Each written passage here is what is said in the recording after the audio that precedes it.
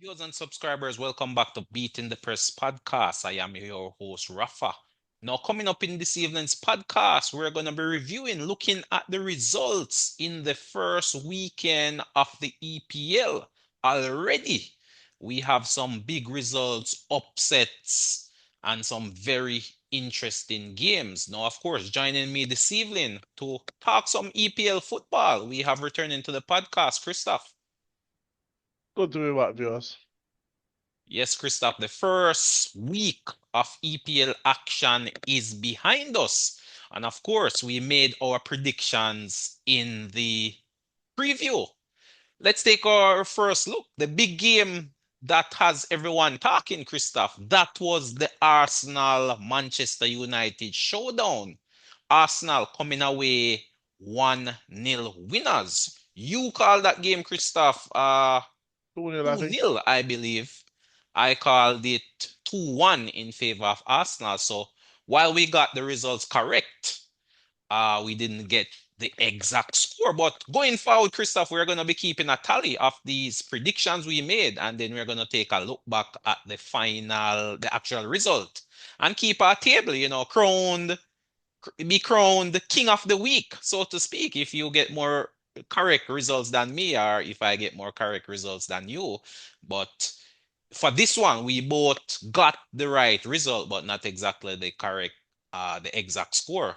But talk to us about that game though. What did you see from the Gunners as opposed to what you saw from Manchester United? Many would have said Manchester United played the better game. But can the better team lose, Christoph? That's the big question. I mean, Arsenal won. Was Arsenal the better team in that game? Um, saying, uh, saying that Manu was the better team in the game would be saying that you haven't really watched a lot of Premier League football for the last 4 years, because we've seen where Arsenal have not lost to a big six team for a number of years Oh, now. is Man U a big 16? They finished 15th last season. That's why I put air quotes, you know. That's why I put Oh, air okay. quotes, you know. I mean, they were a relegation team last season, but Right, right. I I mean, mean, you can't put them in the big six when they haven't finished in the top six in a couple years. Well, right. So yeah, that's why it was air quotes. But we saw over the last couple of years where Arsenal will cede possession to teams in order to defend to keep sound defensively and then potentially get goals on the counter attacks and with set pieces. So saying that Man United played better would be assuming that Arsenal went there to try and dominate possession or something like that, when that was not the case. That being said, there are a lot of positives for Manchester United to take away from that game. Mbumo and Cunha looking very deadly. They could not find the finish on the day, but they look promising. What they need to do are hope Manchester United, because we've seen where a number of big signings have come in and they start out well only to fizzle. They have to keep this sort of playing going throughout the entire season. But United look much better than they did all of last season in this one game. But I'm not sure if this one game is a good judge of that, because, as we say with these types of games, form always often goes out the window. Was this a game where uh, they played well because they were playing with Arsenal, and next week or they're is going this to the play best of poorly? United we're seeing, where they played out of their skin in this particular game and probably play down to the competition in the next game around? Time is the master. Time will tell. But for For sure, as you said, there are positives that United can take, again, and this game, what I also take from this game, it kind of goes back to what I said, where United, uh, they need a goalkeeper, because the goal that Arsenal scored, while Arsenal are good at set pieces, was really down to a goalkeeping error, in my opinion, as well as they do need another central midfielder to help run that midfield for them, because Casemiro struggled, in my opinion. indeed, yeah. I mean, those are a couple of weaknesses that potentially could be fixed in this window if the coach is seeing it like you. Obviously, he's not seeing it like you, because I was listening to a post-game interview with Amarin, and he felt that Manchester United was the better team on the day. So obviously, he's not seeing it like you. But Christoph, we can't move on from this game without commenting on the referee's decision. Arsenal seem to be getting the run of the green from the jump. I mean, that Saliba tackle, that should have been a PK. Um, Watching it in real time did not look like a penalty in real time. Watching the replay, I said, well, that kind of looks like a penalty now. But I think what happened there was the VAR was Saliba for the most part was just standing there and No, Cunha ran into technically him. the VAR helped Arsenal this time around, Christoph. While. Um, Well, but it could like, just be the luck that Arsenal need to push them forward. yeah, could just be the luck. But what I took away from because they showed that replay several times, Saliba was standing there and Cunha ran into him. Right? It's not Okay. like Saliba went for the ball and Cunha had the ball under So possession. good decision or bad decision by the ref. I don't know. I don't know if it was a good decision or not. I feel if this was Yeah, reverse, if this was a, yeah, yeah, if it was exactly. If it was reverse, reversed. I would want a penalty if it was reverse.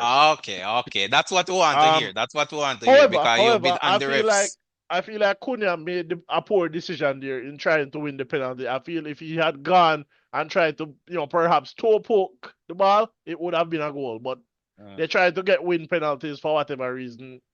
When Time will tell. a Time simple will tell. tapping could have worked there, you would have gotten the goal for a tapping. Mm. We move. So, but definitely that's an interesting call there. But we move. And we have Liverpool versus Bournemouth, Christoph. That was the first game of the new season. Liverpool running away 4-2 winners. I called it 2-1 to Liverpool. You called it 3-1 to Liverpool. We both got that result correct. But again, we missed out on the exact score. So a point each for us there. Thoughts on that game? Scare for Liverpool, Bournemouth. Even though I called the win for Liverpool on that one, I thought Liverpool might have struggled more in that game than they actually did. Uh, they, did Liverpool score first or did Bournemouth score first? Liverpool score first. Liverpool went Liverpool two went two two up. goals up. Yeah, right, right. So Liverpool went two up, and then Brentford replied with two.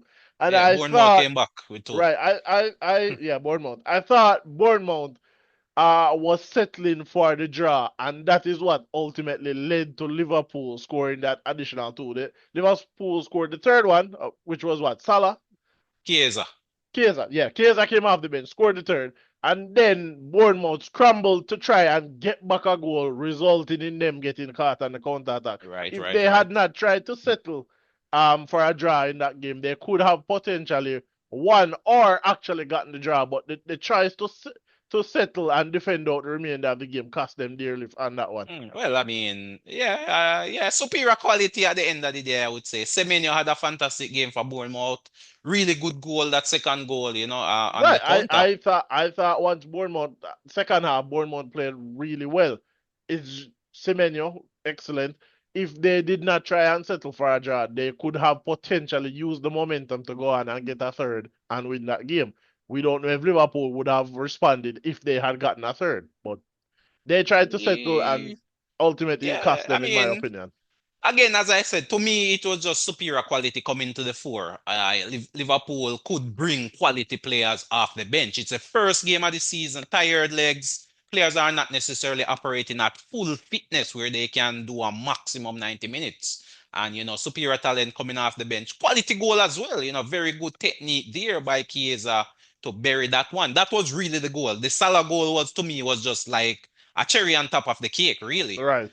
The game was already won, in my opinion, once Liverpool scored that third. That was the crucial killer goal. And a fair result for Liverpool. Still some weaknesses, I would say, defensively. To me, Liverpool shouldn't have any issues scoring. Etiquette getting on the score sheet first time of asking as well. That's another positive. But Liverpool should have very little difficulty scoring goals. Where they need to tighten up is definitely defensively, and especially in that midfield. Birch, I would say, was surely missed. He should be back for the next game versus Newcastle, so you should say possibly a more solid defensive performance. But 3 points in the bag, that's all you can ask first time up. We move. Next game up, we have Aston Villa versus Newcastle. That game ending in a 0-0 draw. I called it, Christoph, 2-2 draw. You said Aston Villa would run away 2-1 winners. That's a point for me there and no point for you there. So And 0-0 yeah, draw, I 10 thought men. Aston Villa were poor. I mean, you're drawing players, but you're getting beat like that. Yeah, I think you call that Anthony Gordon would probably play centre forward too. So I wasn't expecting that, but yeah, good call. I thought after the red card, Newcastle would have gone on and won it, but yeah, Yeah, didn't. Aston Villa It stuck in, was not really to be. defended well after the red. But to me, I mean, it's hard to judge when you go down to 10. But before the red, I thought I thought Newcastle was the better team, to be honest. Newcastle was far better before the red. They They were were just missing that striker up front, in all right. honesty. Yeah, Somebody to put the ball in the back of the net. if Isak was playing, they probably win that game.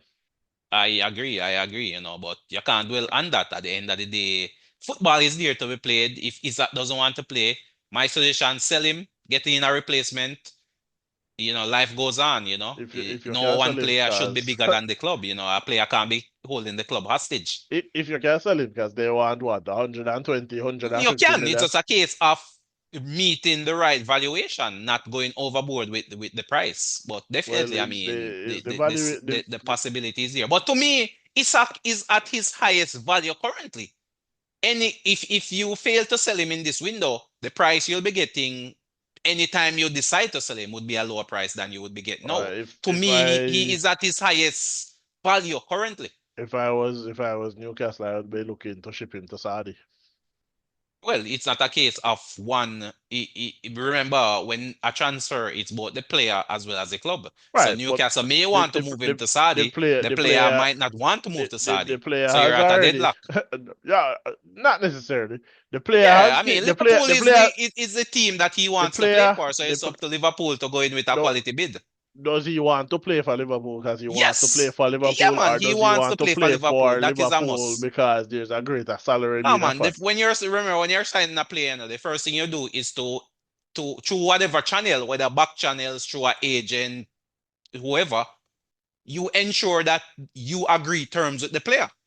You ensure that the player actually wants to come to your club. Otherwise, you're not going to make a bid for a player who doesn't want to come to your team. It would be just a waste of time. So that's the first thing a club is going to do. Check with the player. Do you want to come to my club? And you agree personal terms in terms of wages. So I mean that has already been done. It's just a case of knocking out a contract with Liverpool. I mean with Newcastle. But time is the master. Time will tell. As the window draws closer, then you may see teams making more frantic moves.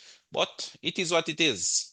Yeah, a point for Newcastle, a point for Aston Villa. We move.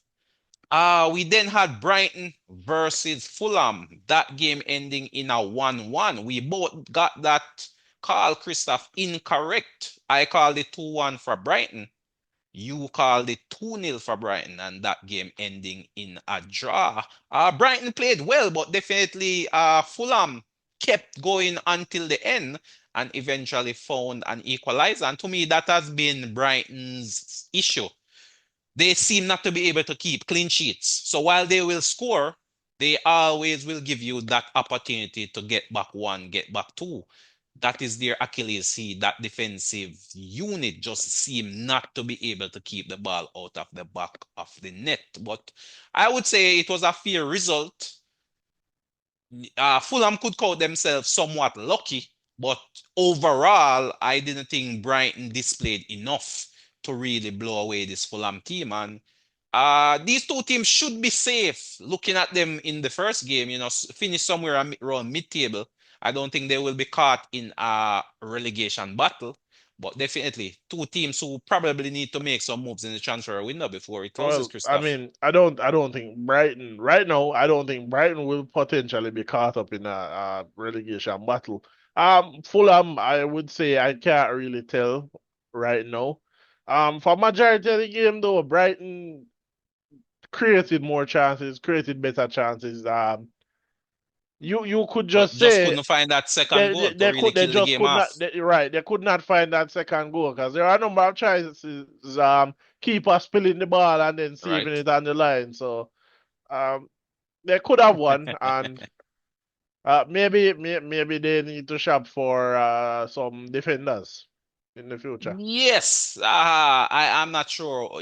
I think it's probably just their playing style, to be honest. They play a more open style, not a very compact defensive style. They play a possession-based game, but definitely they need to tighten up in that defense. That is where their problem is. They have very intelligent and attacking players, I would say.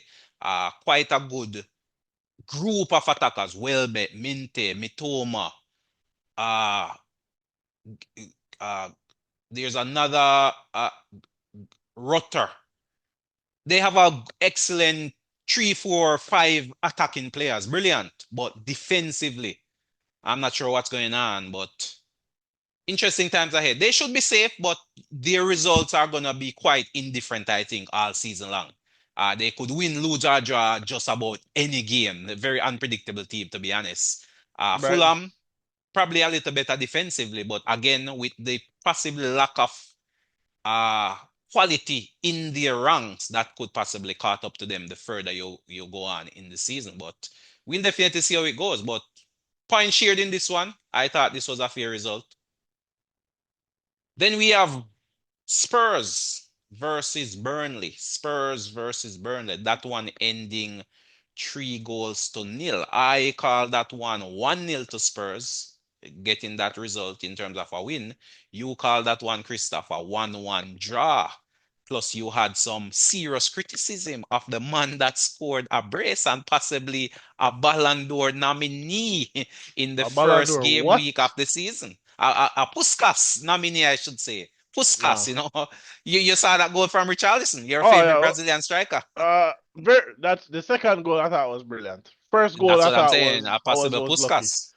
No, I Possible. don't think so. I don't think Yes, man. it This was a quality overhead kick, quality no, strike. no, no, no, don't get me wrong. I thought it was a brilliant goal. I thought it was well worked, took skill. I just don't think that is going to be Puskas. I think there's Well, going to be a I'm number putting it of good there goals. already. I have the season just started, but I think that goal will be one of the goals of the season once, all games are finished and we start looking back at goals. I That mean, was a brilliantly taken goal it will probably there. win goal of the month. It will probably win goal Possibly, of the yeah. I month. mean, skill set from Kudas, first of all, to set up the cross, and then, of course, the sublime skill and technique from Richarlison, taking it out I of the mean, ear, Ku- bicycle kick style, and Kudos really burying it definitely, in the back of the net. Kudos definitely looking like money well spent already.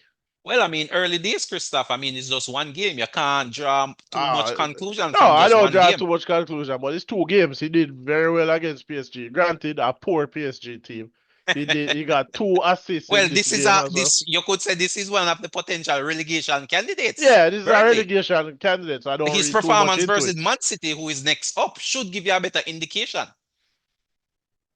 So Yeah, Spurs should face Man City next, so that should give you a better measure or gauge as to where the Spurs team is. And speaking of definitely. Man City, Christoph, Man City ran away 4-0 winners. I call that one 3-0. You also called for a Man City win, and that was definitely the case. As I said, to me, it was just a routine Man City I didn't call that win. one 4-0. I doubt it. I just believe you gave us Man City win. I'm not sure. I don't believe you gave us the exact score, to be honest with Okay, you. But okay. we share the points there. We both get a points for calling it a Man City win. Uh, but yeah, I mean, this Man City team, again, this is a team I've been talking about leading up to this EPL season. When this team is fully fit, Christoph, this can be a very dangerous team, which many persons are overlooking. And we are already seeing evidence of that. We are seeing Diaz and Stones having a brilliant partnership at the centre back position. We're seeing Eight So Nori so bombing forward, you think and you we're seeing the new signings already coming into their own. Reiners, so he was possibly the man of the match. And of course, you have that killer up front, Erling Haaland, so scoring a you brace in his first time out. would you say Man City are the dark horses then for the Premier League? I am saying Man City is a potential winner of the Premier League, which is not getting a lot of attention. All attention is on Liverpool with their signings and Arsenal with their big striker. But it's almost as if Man City is just lurking in the background, not getting much attention. No one is talking about them. Only ready to pounce on any mistake by Liverpool or Arsenal. And I think they have the quality players to really take advantage of any slippage I from these I two teams which are in the media spotlight currently. I tell you what, I have wondered what has happened to the media spotlight that was on Man City. It's like all of a sudden the 115 charges have disappeared. I was told that we would hear about punishment before the beginning of the new season. So what has happened there? Well, we may yet see some charges coming. Time is the master. Time will tell. We'll definitely see what's going on. But for sure, they are off to a big start. And as I said, this should wake up the EPL and let people know that, hey, Man City is possibly back. But are they back, Christoph? I mean, this is the first game, but are First they game, back? You have your concerns um, about Rodri being absent.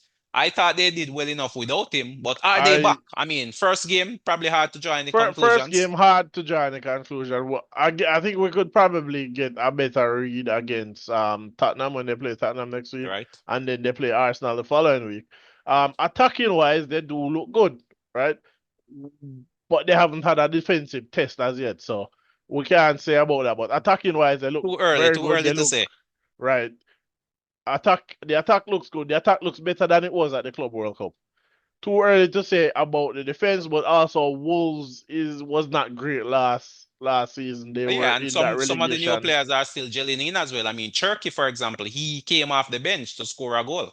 Right. Possibly he could be a starter in the future. I mean, our I Pep rotating in and out. So who to tell? We can never read Pep these days. We see Oscar Bob popping up as well. Rico Lewis up and running. So a number of players who were probably on sideline last season are now in the Pep roulette and getting games. But as you said, it's just the first game of the season. It's really too early to say. I would say the only sure player on that team right now is Erling Haaland. He is definitely a sure pick for Pep and possibly Reinier's based off this performance versus Wolves. Those are the only two players I would say who are guaranteed starters. Even the goalkeeper, Trafford Christoph, that was a surprise inclusion. We don't know what's going on with Edison. We don't know what's injury. going on with Donnarumma, possibly a new goalkeeper coming in. So again, lots of things still up in the air. You can't really read Pep, but one thing you know, Man Man City Man will come. Man City is interested in signing Donnarumma. Well, it's in the rumor mill. They're It's not probably a one of the few teams who not can pay a his wages. not it's not a Pep Guardiola signing that one. Well, He's not good at playing out from the back, which is also one of the reasons why PSG are parting ways. Is that Luis Enrique also wants a keeper who can play out from the back, and that's not Donnarumma. time Again, will tell. Time will stupid tell. decision in my opinion, but Time decide will what they definitely want. tell. I mean, we move over there to London, Christoph. It was Chelsea versus Crystal Palace. I call that one 2-2. The game ended 0-0. You call that one 3-2 for Chelsea. So you were off in that call. I got the result there, a draw, just missing out on the exact score. But what Yeah, did we see from Chelsea? Stop Cole Cole, Palmer, stop Cole, Chelsea. That was the exact. formula. Cole Palmer did nothing, and as such, Chelsea did nothing. So Yeah, plus that goal from Eze, that brilliant free kick was chalked off. We don't see that happening I often. I mean, in hindsight, when you I look at the agree letter with of the the law, it decision. was a good I decision. agree But with this decision yeah, it was a because good decision based on the fact that you have to be 1 meter away from the wall. And as we saw on the replay, Gay, he pushed into the wall and was less than 1 meter away. So for sure, the referee was well I within his mean, rights to if chalk that he, one it, off. But I brilliant free mean, kick. if he had, maybe just shoulder barge the player over and then not gone, and I said the goal probably was a brilliant free kick, but the way in which they work it was that Yeah, illegally worked. Illegally worked. illegally Illegally worked, worked. right? For sure, for sure. But yeah, I mean the formula is still there. Stop Cole Palmer, stop Chelsea. What I say? Pedro, not much from Pedro at all. Yeah, it was a good result for Crystal Palace, but probably a disappointing one for Chelsea, the first of the season in I front of mean, their home fans. Cole Palmer can score and will score, but it's obvious that his best work is on the counter attack where there's a lot of space available. he will potentially need to adapt his play for games where Chelsea are expected to probably dominate possession. Um, Mm, Again, I said it that stopping Cole Palmer is still the formula for them at the moment. So until they work that out, and potentially these new players need to gel in with each other. Um, as well. So right now, indeed, indeed. I'm guessing for the next couple of weeks, if you stop Cole Palmer, you still stop Chelsea. To be honest, Ah, at definitely. least for the next couple of weeks. And then one of the games of the weekend, Christoph, it was Sunderland versus West Ham. That was a big win for Sunderland. Sunderland Big running shock for away me. Big 3 shock for nil me. What winners. You was called not it a expecting draw. that. Sorry, you called it a win draw for West Ham. I called it a 1-1. So, yeah, I thought Sunderland had something to offer. I really didn't see them running away 3-0 winners, but that was the scoreline. And they look value for that score. It was definitely not a fluke. They look like a quality team versus this West Ham outfit. They look like they And have their scoring down. They know how yeah, they have their game plan and they it have their worked to game plan and their perfection formula. They know versus that they are versus going West to Ham. send crosses from deep into the box, and there will be runners to get Very those direct headers. team, very Very, direct yeah, team. very direct. I like Remind what me I of the saw from Stoke them. City of old, to be honest. Playing some direct football, not necessarily trying to play it out from the back, as we see with many teams these days, but sometimes bypassing the midfield and going direct to the strikers. Very physical, very direct, taking advantage of set pieces as well, and just putting the ball in the box and hoping that their forward players get onto them. So, very interesting style, quite different from what we're used to seeing, but very effective versus West Ham. 3-0 winners, and they look good value for their win. So, they are a team we should definitely be keeping a close eye on going forward. And we saw the impact of Shaka as well, the former Arsenal player, really playing a leadership role in that midfield. He was the engine that was purring throughout this game, Christoph. So keep our eyes on that player going forward. But good win, good start for Sunderland already. West Ham is under some pressure, but their next match is versus Chelsea. They go home, Chelsea playing the away team, and that should be a definitely an interesting game coming Definitely up should be an next interesting week. game to watch. I must watch, definitely. We also had Nottingham Forest versus Brentford. I call that 1-0. You call that win draw for Brentford. And it was Nottingham Forest who won that one, 3-1. And again, Forest really looking like the Forest from last season, Christoph. Excellent start to the season for Forest. And their key players look like they're in superb form. Chris Wood getting two, Morgan Gibbs White, the player which they fought to keep this summer, is looking real good for value for money. He, set up a Uh, sublime cross for one of those new signings to Berry. Endoy, I believe, replacing Ilanga. And Anderson, brilliant assists again coming through from the midfield there. So pretty much it seems as if Forest picking up where they left off last season. Definitely looks like that. Coming into that game, I was unsure about the Forest attack based on how their preseason went, but it could have been a case in the Chris Wood is preseason. there, man. Chris They Wood is already, there. I think they probably went into that preseason. We know how we attack. We know we're going to score goals. Let's work on defending in the preseason. So that's probably what Very happened solid preseason. defensive unit. Very solid defensive unit. Succumbing to a penalty.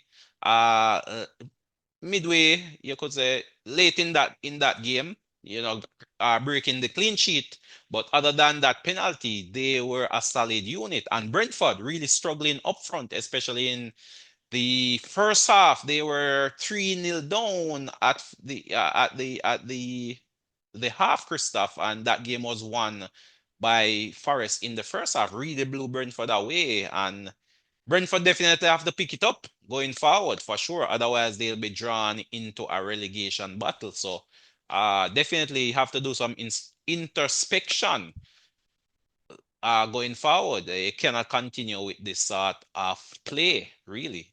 Being blown away 3-0 in the first time. And from there was really no comeback. I didn't see them scoring 3 goals or even 4 to overtake this Forest team. So That one ended in Forest running away 3-1 winners. And then the final game of the weekend occurred earlier today, Christoph. Leeds versus Everton. Leeds running away 1-0 winners. And that game, Christoph, I call that one spot on. Result as well as the exact score. I call that one 1-0. You called for an Everton win, and it was Leeds who got a penalty, buried a penalty, and it was game, set, match. Yeah, How Everton certainly looked poor in that game. At no point did I feel like Everton, watching that game, did I feel like Everton were probably going to win. Leeds provided that attacking threat, and as such, they got their penalty and scored. So, indeed. So for me, Christoph, in terms of rounding out the predictions, I was what? 8 of 10 in my predictions with one correct score.